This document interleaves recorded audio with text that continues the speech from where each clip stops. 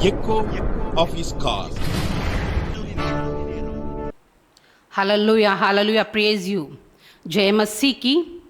आज छोटी सी सुसमाचार ये यूट्यूब द्वारा आपकी सन्निधान में मैं ले आई हूँ। मुझे सहायता कीजिए।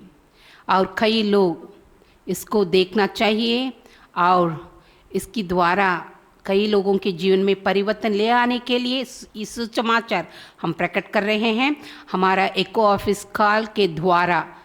और अब हम वचन के भाग के अंदर हम चलेंगे, हम निकालेंगे अय्यूब का पुस्तक। आज जो हम जानने वाले वचन होते हैं वो होते हैं 1 से लेकिन 42 तक होती हैं। तो हम इन वचनों में आज एक व्यक्ति के बारे में, पवित्र व्यक्ति के बारे में हम जानने वाले हैं। वो होता है अय्यूब।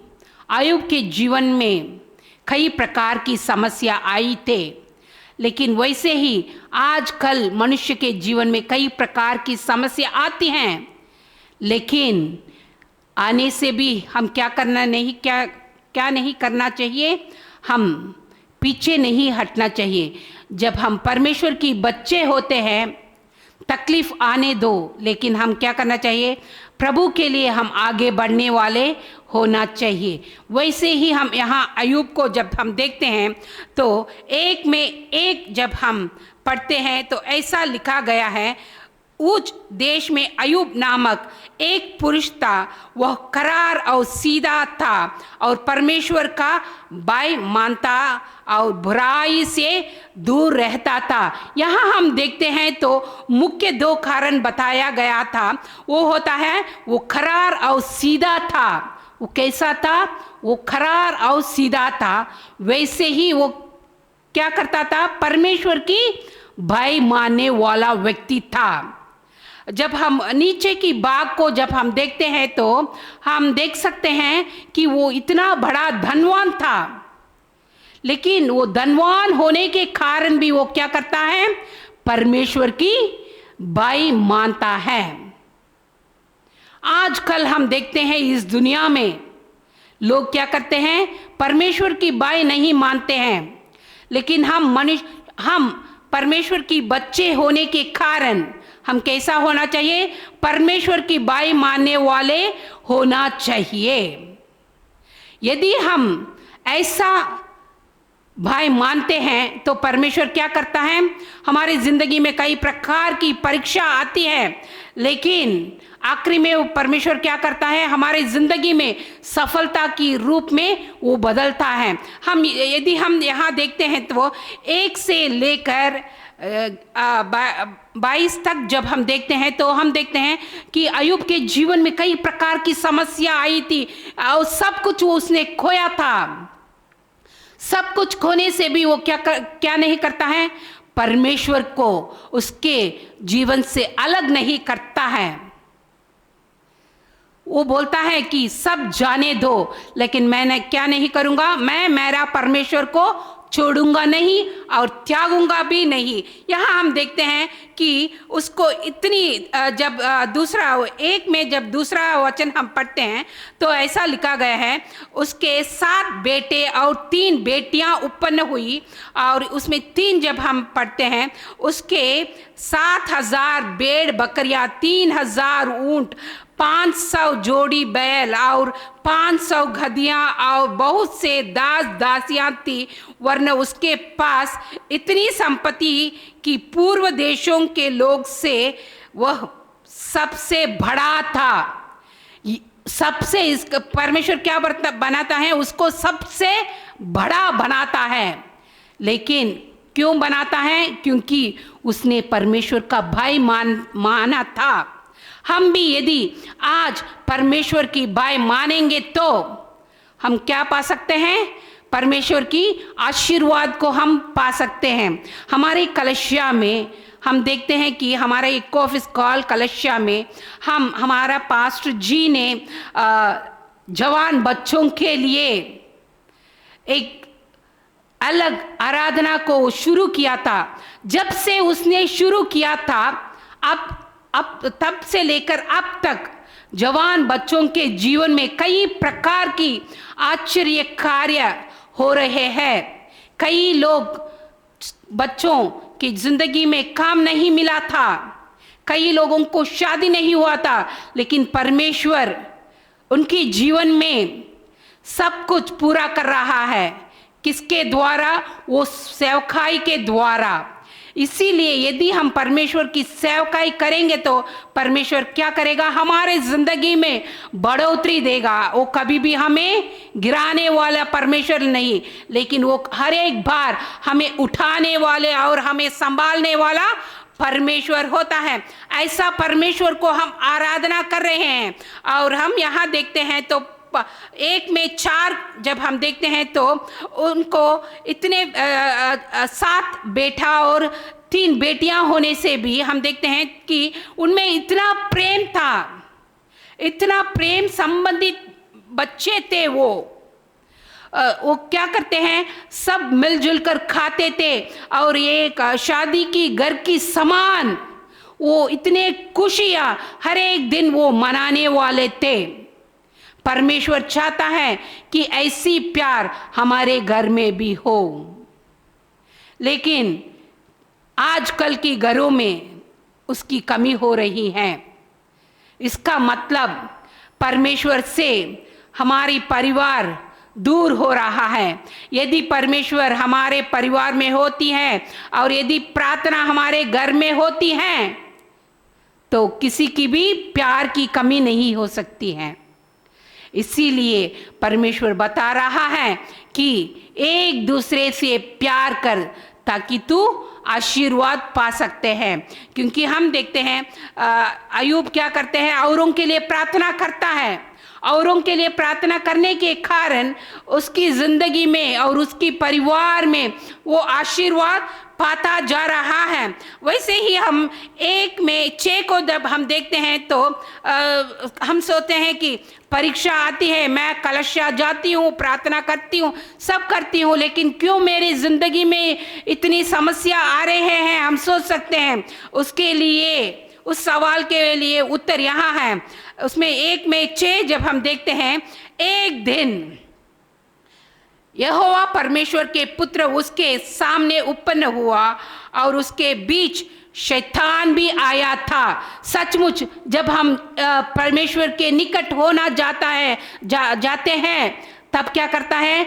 शैतान किसी ना किसी रूप में घुसना चाहती है हमारे बीच में और परमेश्वर के बीच में दीवार लगाना चाहती हैं। यहाँ हम देखते हैं अय्यूब को देखते हैं तो अय्यूब परमेश्वर की निरंतर आराधना करने वाला व्यक्ति था, लेकिन उसके बीच में ही शैतान आया था।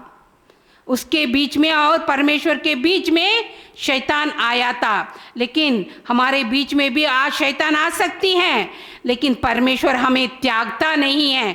क्योंकि यहाँ हम देखते हैं 7 जब ऐसा लिखा गया है, यहोवा ने शैतान से पूछा तू कहाँ से आता है? शैतान ने यहोवा को उत्तर दिया, पृथ्वी पर इधर उधर घूमते फिरते और डोलते डोलते आया हूँ। सचमुच आज हम सोच सकते हैं ये समस्या क्यों मुझ पर आ पड़ी है। यहाँ उसका उत्तर है 7 में। सभी समय समस्या हमारे चारों ओर डोलती फिरती जाती है, जैसा शैतान हमारे चारों ओर उधर इधर जाती रहती हैं। यदि हम में कुछ कमजोरियां पड़ जाती है तो तुरंत क्या हो जाती हैं? शैतान घुस जाती हैं। लेकिन ऐसा शैतान घुसने से भी हम क्या नहीं करना चाहिए? परमेश्वर को हमारी जिंदगी से त्यागना नहीं चाहिए, जैसा अय्यूब ने किया था। यदि अय्यूब के समान हम करार हो तो परमेश्वर के आशीर्वाद को हम देख सकते हैं, लेकिन यदि नहीं तो विश्वास कम हो तो हम क्या करेंगे? गिर जाएंगे और शैतान की हाथों में हम पड़ जाएंगे। यहाँ हम देखते हैं कि शैतान बोलती है कि वहाँ यहाँ घूमते हुए मैं आया हूँ, और क्या बोलती है? परमेश्वर से बोलती हैं कि तू बोल रहा है कि अयूब करार है और तेरा भक्त है, इसीलिए वो तेरा भक्त है, क्योंकि उसका उत्तर यहाँ है कि उसमें 1 में 10 हम देखते हैं, क्योंकि तूने उसकी और उसके घर की और जो कुछ उसका है उसके चारों ओर भाड़ा नहीं बांधा, तूने तो उसके काम पर आशीर्वाद दिया है और उसकी संपत्ति देश भर फैल गई है। तो शैतान बोलती है कि वो तेरा नित्य इसलिए आराधना कर रहा है क्योंकि तूने उसको इतना संपत्ति दी है, इतना संपत्ति दी है और उसकी चारों ओर भाड़ा बांध दिया है ताकि कोई भी उसको कोई तकलीफ नहीं पहुंचा सके। इसीलिए हम क्या करते हैं, कभी कभी ऐसा सवाल हमारी ज़िंदगी में भी आती हैं। यदि हम कलशया जाते हैं तो लोग बोलते हैं तू कलशया जाते हैं क्योंकि तूने आशीर्वाद पाया था। सचमुच हम आशीर्वाद पाए या ना पाए, हम क्या नहीं करना चाहिए, परमेश्वर को त्यागना नहीं चाहिए, क्योंकि परमेश्वर बोलता है कि मैं सबको क्या करूँगा, सारी भाड़ा को मैं फटा दूंगा, लेकिन उसकी शरीर पर तुझे अधिकार है, लेकिन उसकी आत्मा पर तू छू नहीं सकता है। सचमुच हम कभी कभी बीमार हो जाते हैं तो हम तक जाते हैं, लेकिन शैतान को हमारा शरीर पर अधिकार हो सकता है, लेकिन हमारी आत्मा पर अधिकार एक ही का होता है, वही है हमारा यीशु मसीह का होता है।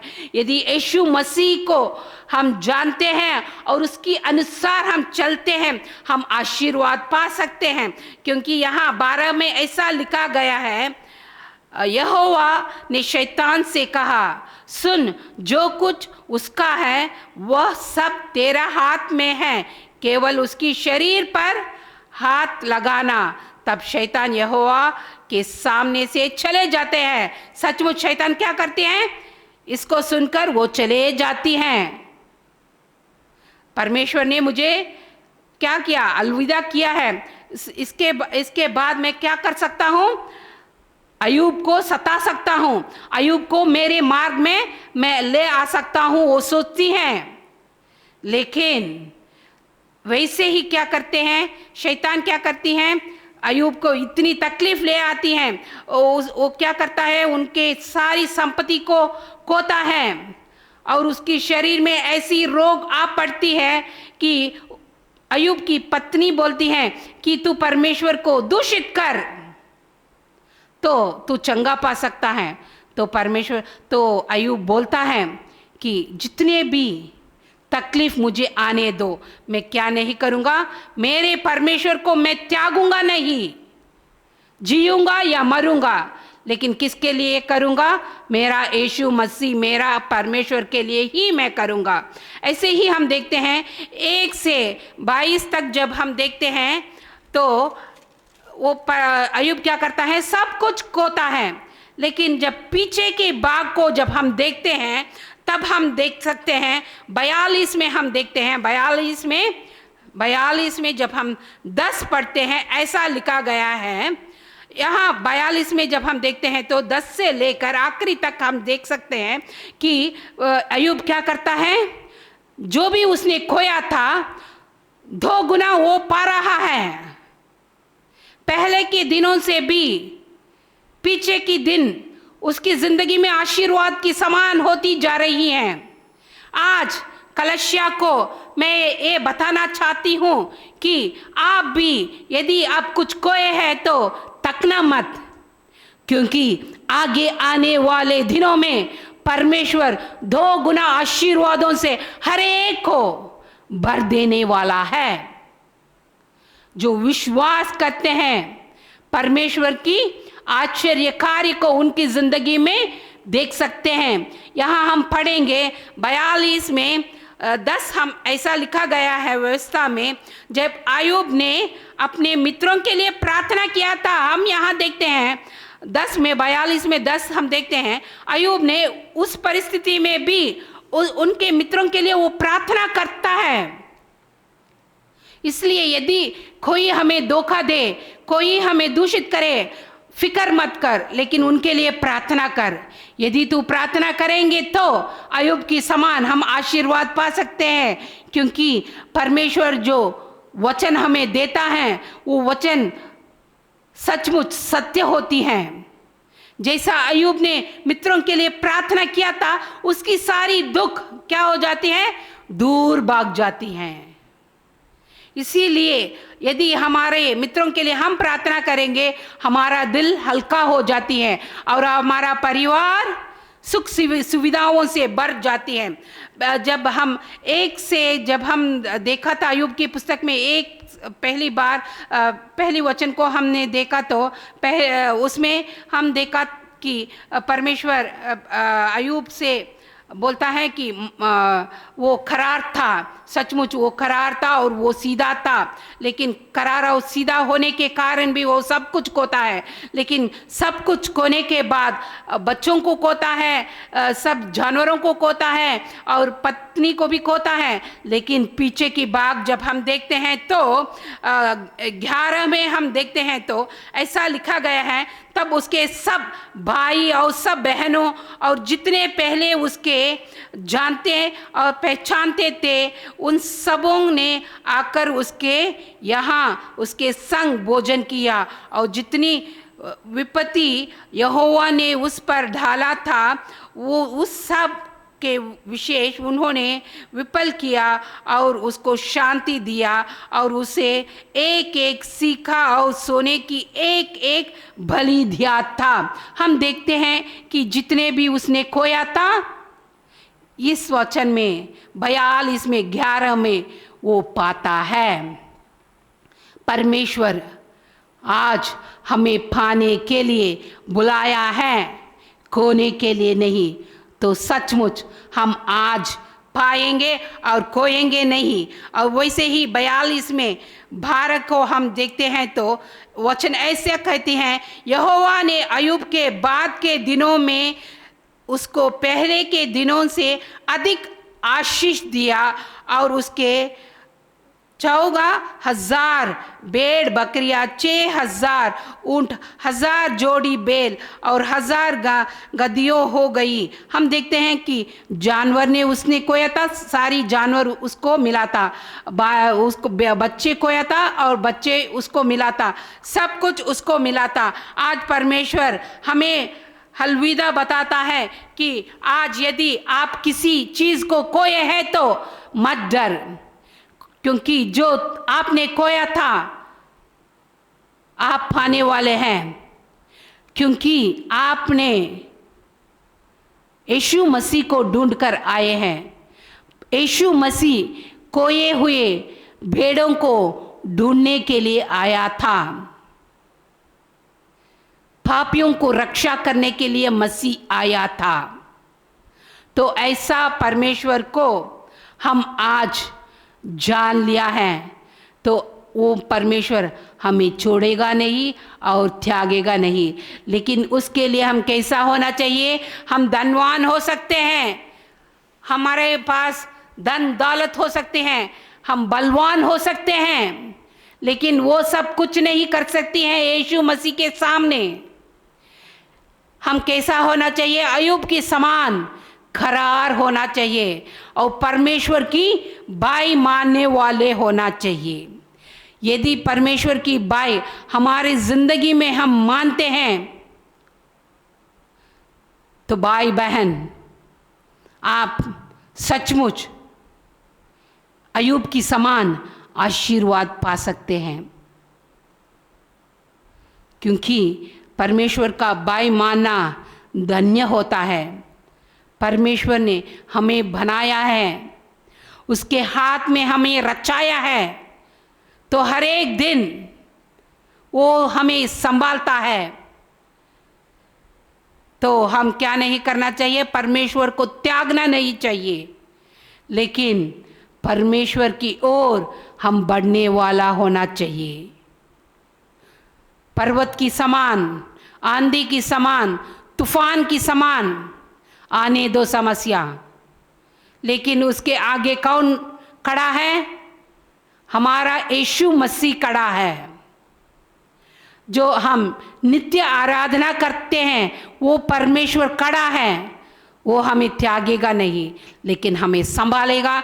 जिस किनारे पर हम जाना चाहते हैं, जिस किनारे पर हम पहुंचना चाहते हैं, यदि वो किनारा ठीक है तो ज़रूर परमेश्वर क्या करेगा, उसकी समय पर वो ज़रूर हमें पहुंचा देगा। आज हम दुख में हो सकते हैं, लेकिन आगे आने वाले दिनों में हम आशीर्वादों की लहरों में हम बहेंगे और परमेश्वर आपको और हमें आशीर्वाद करेगा और हमें संभालेगा, हमें छोड़ेगा नहीं और त्यागेगा भी नहीं।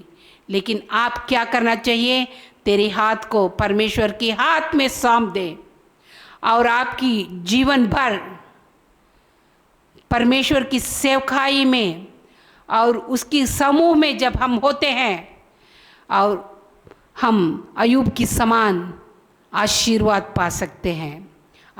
परमेश्वर चाहता है कि हम आशीर्वाद पाने के लिए, परमेश्वर आज खोए हुए भेड़ों को ढूंढ कर आए हैं। यदि यहाँ कोई खोया है तो चिंता मत कीजिए, क्योंकि परमेश्वर आज तुझे ढूंढ कर आया है, उधार देने के लिए, तुझे रक्षा करने के लिए। दुनिया की ओर मत देख, लेकिन परमेश्वर की ओर देकर आगे बढ़ो और अयूब की समान आशीर्वाद पाओ।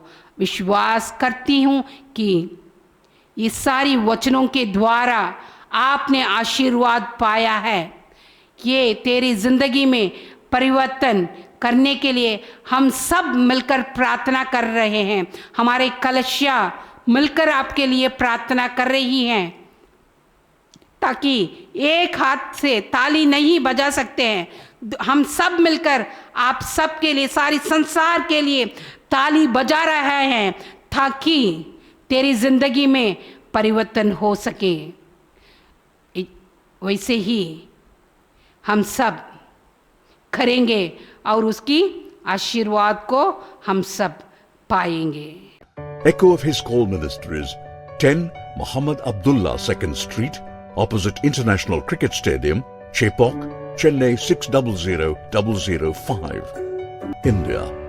Phone 9144-2852-8282. Mobile phone and WhatsApp 91-98412-71858.